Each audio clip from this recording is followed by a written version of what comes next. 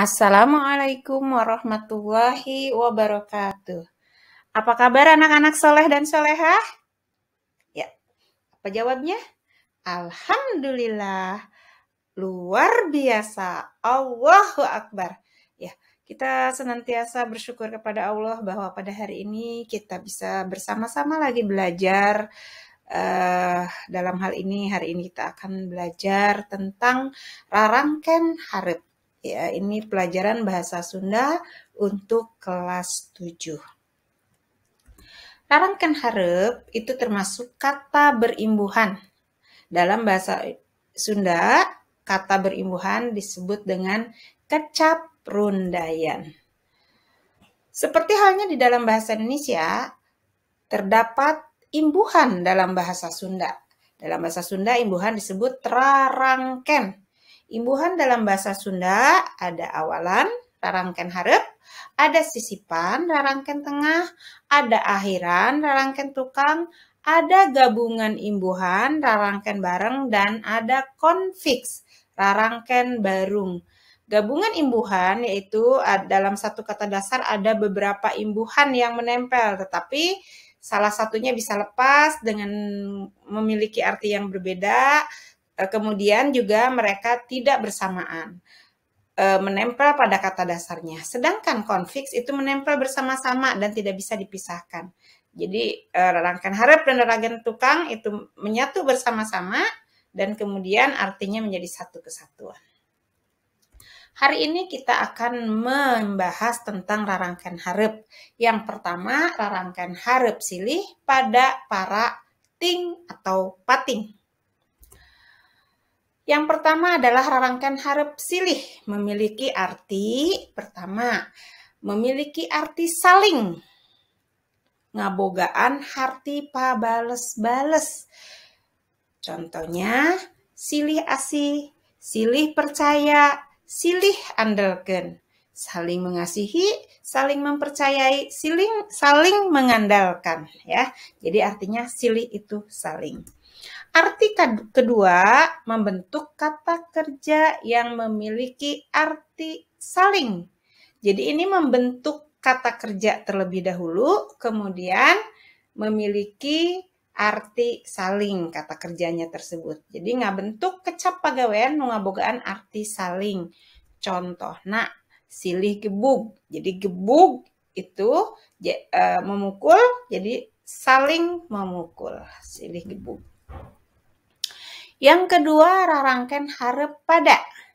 Membentuk kata, yang pertama membentuk kata sifat yang mengandung arti sama.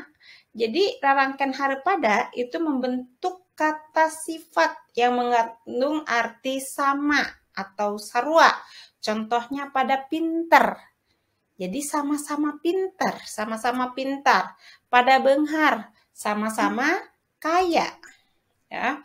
Yang kedua, artinya kata kerja yang mengandung arti banyak yang melakukannya. Jadi rarangken pada itu membentuk kata kerja atau merupakan kata kerja atau kecap pagawean nu ngalakukeunna leuwih ti saurang. Contona pada ngajugjug, pada sarurak. Jadi kalau ngajugjug itu pada datang ya. Jadi kalau datang, satu orang datang. Kalau banyak yang datang, pada datang. Surak, pada sarurak. Kalau satu orang bertepuk tangan. Tapi kalau banyak orang nonton bola, semuanya bertepuk tangan. Itu namanya pada sarurak. Selanjutnya adalah rarangken hareup para. Berfungsi membentuk kata benda yang berarti banyak.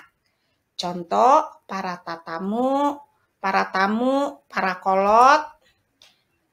Kemudian yang keempat, rarangken hareup ting atau pating yang berfungsi membentuk kata kerja yang berarti melakukan secara bersama-sama. Jadi mereka kan melakukannya bersama-sama.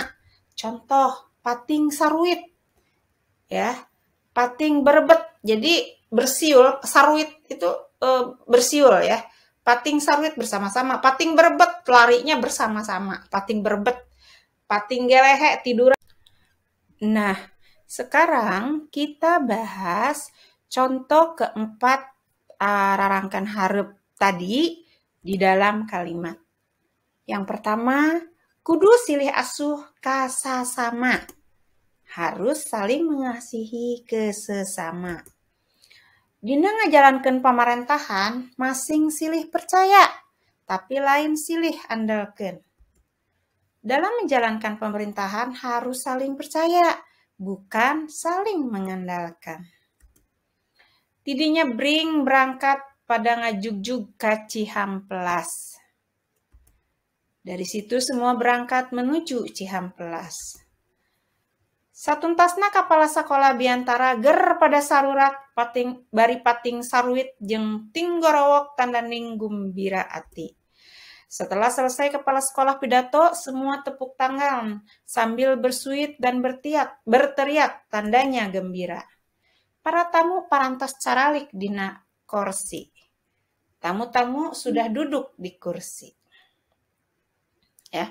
Selanjutnya adalah rarangkan hareup nasal. Rarangkan nasal yaitu rarangkan hareup nasal yang merubah atau menambah suara bagian awal dengan suara nasal. Rarangkan nasal dalam penggunaannya dapat berubah menjadi en, ang, dan nga. Contohnya, dari baca jadi maca. Jadi baca mendapat rangkaian jadi maca, bawa jadi mawa. Menjadi tulis jadi nulis, tingali jadi ningali. Cium, ya. Ini bukan cium jadi nyium. Sobat jadi nyobat. Kaler jadi ngaler, kidul jadi ngidul, adu jadi ngadu. Ngelas jadi ngelas, bor jadi ngebor, tik jadi ngetik. Leos jadi ngeleos, reret jadi ngareret. Arti awalan nasal atau n sama dengan arti awalan me dalam bahasa Indonesia, yaitu menunjukkan kata kerja, baca. Jadi maca itu membaca ya. Jadi tulis, menulis dalam bahasa Sunda nulis. Tapi ini adalah bahasa Sunda yang sehari-hari kita pakai walaupun kita berbahasa Indonesia. Betul kan? Kamu udah saya sedang nulis, padahal harusnya menulis, tapi kita bilang nulis, berarti itu dari bahasa Sunda yang mengindonesia. Contoh dina kalimat, ret deui abdi ningali ka tukang. Beberapa kali saya melihat ke belakang. Tingali jadi ningali. Samemeh angkat abdi nyium pandangan bapak. Itu nyium, sebelum berangkat saya mencium tangan bapak. Ngobrol teh ngaler ngidul dugi ka waktu teu karaos parantos sonten. Mengobrol teh ke timur ke selatan sampai tak berasa sudah sore.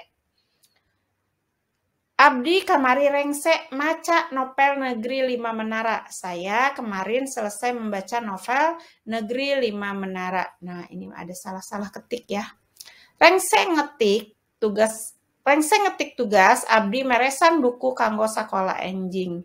Selesai mengetik tugas, saya memberesi buku untuk sekolah besok. Nah, sudah jelas sekarang? Kalau ada yang mau bertanya, silahkan bertanya di komen. Nanti insya Allah dijawab. Ya, sampai jumpa di pelajaran berikutnya. Wassalamualaikum warahmatullahi wabarakatuh.